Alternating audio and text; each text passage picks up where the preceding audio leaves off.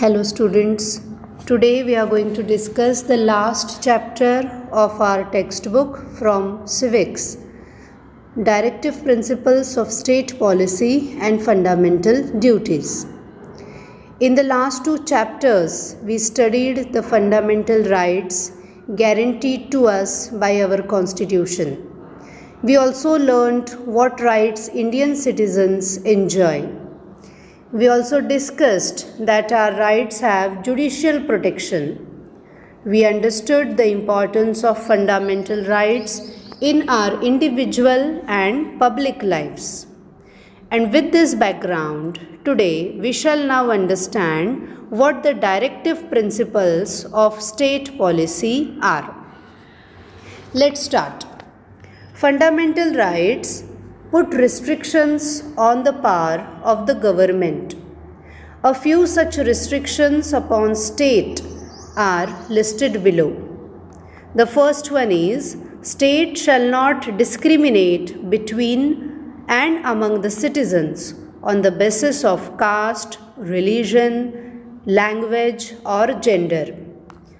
Equal opportunities, equal treatment before law is to be given by the state to all the citizens, irrespective of their religion or gender or their language. The second restriction is, state shall not deny anybody equality before the law and equal protection of the law. We have discussed this point earlier also, as the Constitution states that law is the same for all citizens of India. Therefore, for the judicial matters, for the court matters, the verdict, they do not change as per the financial or social status of the persons involved. The verdict remains the same as long as it is lawful for all the citizens, because all of us are treated equally before the law. The next restriction is, no person shall be deprived of life. It is the responsibility of the state government to ensure that life will be safeguarded of each and every citizen. State shall not impose any religious taxes. Citizens are free to migrate or travel from one place to other for pilgrimage, but state cannot impose any taxes for such pilgrimage. State cannot impose taxes for any religious celebrations as well. These are the restrictions given to the state government by the Constitution itself, so that such guidelines, these directives, will help the state government to achieve the goals expressed in the preamble of our Constitution. Therefore, they are called the directive principles of state policy, because they direct, they guide the state government to frame its policy to attain welfare of the citizens. Now let us discuss why were the directives included. When India became independent, we faced great challenges. The challenges were of poverty, backwardness, illiteracy. The task of nation building had to be undertaken after independence, and for this, new policies had to be drawn up and their implementation had to be undertaken. The goal of people's welfare was to be achieved. In short, India had to be transformed into a developed and progressive nation. Therefore, the Constitution has specified the subjects to which the union government and the state governments should give priority in their policies. And this is for the people's welfare. Each directive contains a subject for the state policy. That is the reason why these state policies cannot be implemented overnight, because that's a very broad area as far as people's welfare is concerned. Therefore, it is expected that states should implement them slowly and steadily. I hope you are getting this. Now let's move forward and discuss some important directive principles of the state policy. The state should secure adequate means of livelihood to all citizens without any gender discrimination. It is the responsibility of the state government to see to it that men and women, they will be getting equal opportunities to secure their livelihood. The next is, the state should secure equal pay for equal work for both men and women. As we discussed earlier, before independence, Indian society was backward. Therefore, in such society, there was not equality for the work of men and women.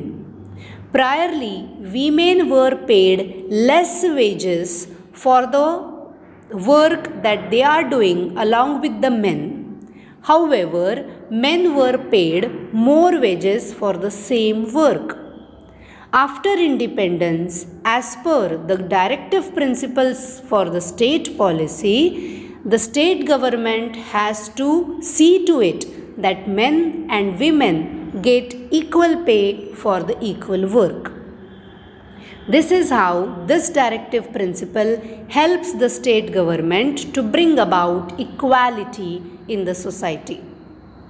The next is, the state should secure the improvement of public health, and therefore we see that different schemes are launched by the state government to ensure that people remain healthy.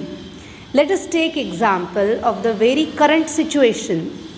These days we all are facing the situation of COVID-19 pandemic. To maintain public health in such pandemic situation, the state government has taken initiative and has started with different campaigns like माझे कुटुंब माझी जबाबदारी, and the current such campaign is मी जबाबदार. Along with these campaigns, the state government has ensured that people are getting vaccines and people are getting good medicinal facilities if at all they fall ill during this pandemic. Next policy is, the state shall endeavor to protect and improve the environment and safeguard the forests and wildlife of the country. This policy enables the state government to implement different schemes for conservation and protection of forests along with the wildlife that stays in the forest, because these are the natural resources and it is the fundamental duty of the state government to protect it, and therefore various different projects are implemented by the state government. The next is, the state shall protect all monuments of historic interest and national importance. Because of this directive policy, the state government undertakes various projects. It implements different rules and laws at the places of historical importance or historical monuments. Therefore, whenever we visit such places, we see a number of boards enlisting the rules for its protection. The people visiting those places are not allowed to scribble or to spit or to damage it in any way, because it is the responsibility of the state government to protect these historical monuments, because they are the cultural heritage of our country. The state shall promote with special care the educational and economic interests of the weaker sections of the society, especially the scheduled castes and tribes. According to this directive principle of state policy, the state government comes up with different schemes and projects for the welfare of the tribal people. The state government sees to it that students from scheduled castes or from tribal communities get the opportunities for education. It is keenly taken care by the state government that equal opportunities are given to these sections of society as far as their occupations and services are concerned. The next policy is the state shall offer public assistance to citizens in cases of unemployment, old age, sickness, etc. Dear students, you must have heard about pensions received by the grandparents, or you must have heard about it from your neighbors. So old people, those who have served in government offices, they get pensions in their old age. During the sickness, during the pandemic time, during the other such conditions, state government ensures that medical facilities are made available to all the people. The next is, the state shall ensure a uniform civil code applicable to the entire country. What does it mean? It means that all citizens will be treated equally in front of law. It is mandatory for all citizens to abide with the laws declared by the Constitution. Directive principles of state policy and fundamental rights, they are actually two sides of the same coin. Due to fundamental rights, citizens get most needed liberty, while the directive principles, they create an atmosphere which is favorable for the growth of democracy. Even though we cannot go to the courts if a directive is not implemented by the government, we can put pressure on the government in various ways to make a policy in order to meet these goals. This is how we try to understand the directive principles of the state policy. Another important factor, as we said, the another side of the coin is the fundamental duties of the citizens. In democracy, dear students, it is necessary that citizens should be aware of their rights, but at the same time, they must be aware about their fundamental duties. They should not only be vigilant that their rights are not unfairly restricted, but should also fulfill some duties and responsibilities. Therefore, the Constitution has made several provisions through the fundamental rights and directive principles of state policy for the people's welfare. The benefits of various schemes of the government cannot reach all the people if they do not fulfill their fundamental duties. For example, the government has implemented several projects under Swachh Bharat Abhiyan. But if people are not taking initiative and they themselves are not keeping their surrounding clean, then these schemes will not be successful. So it is the duty of the Indian people, it is the duty of all of us as responsible citizens that we change our habits and make the public places clean.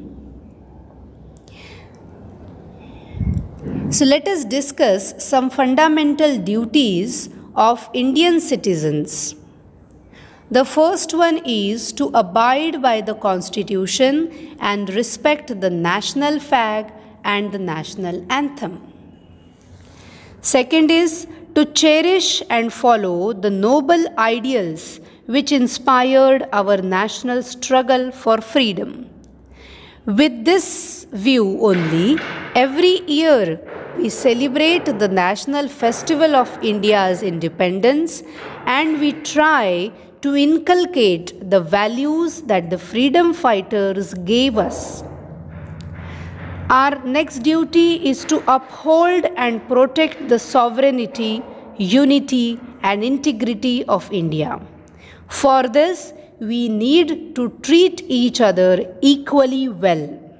We need to respect the rules. We need to follow the laws for which the Constitution has asked us for our betterment. Next is to defend the country and to render national service when called upon to do so. Sometimes there are natural calamities. Sometimes there are warlike conditions. In such situations, if the youth of the nation comes forward and gives the service to the nation, then the nation can be safeguarded very well. Therefore, it is our duty to defend our country and render national service. One such duty is to promote harmony and the spirit of common brotherhood transcending diversities, to renounce practices derogatory to the dignity of women. It means we should be treating each other equally well.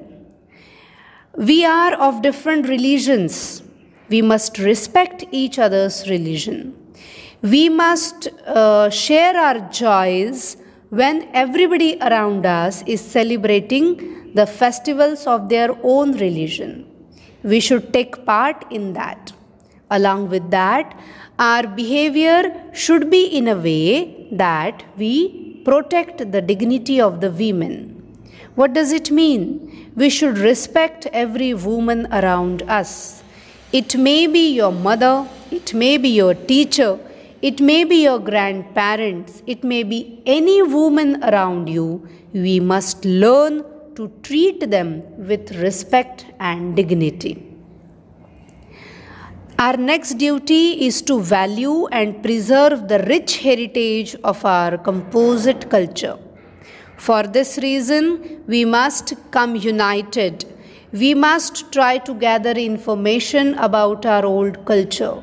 We must preserve it by speaking our native languages, by conserving our culture, by celebrating our festivals, etc.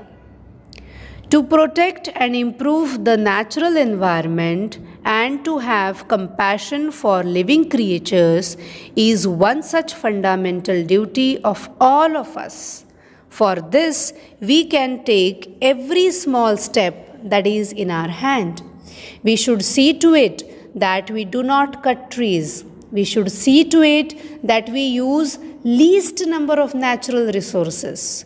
We must see that we conserve water, we save water, and we must see to it that we love the living creatures.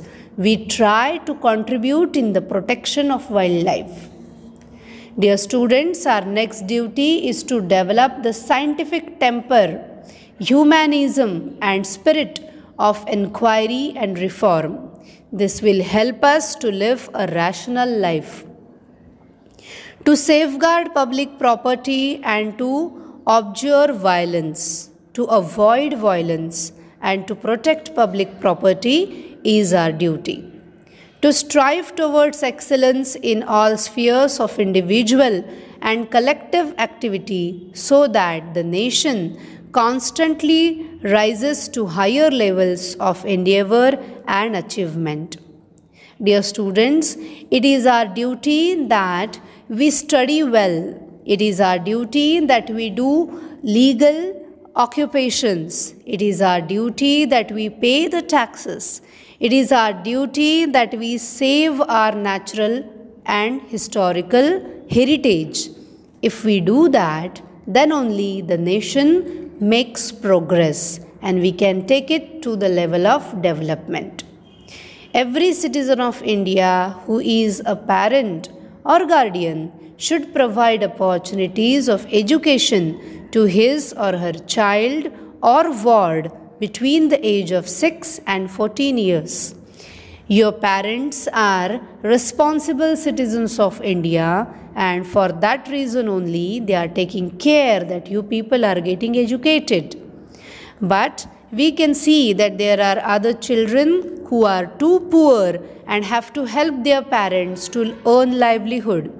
We should try to help such children and we should try to provide education to them.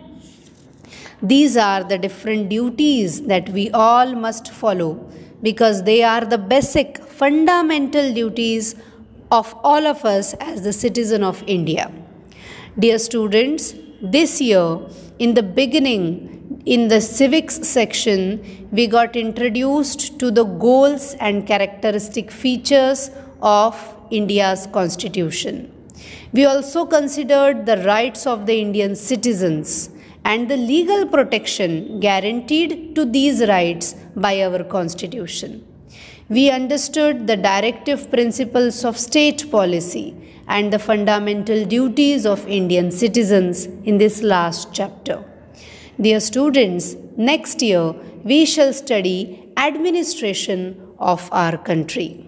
I hope you have understood the chapter. Thank you very much.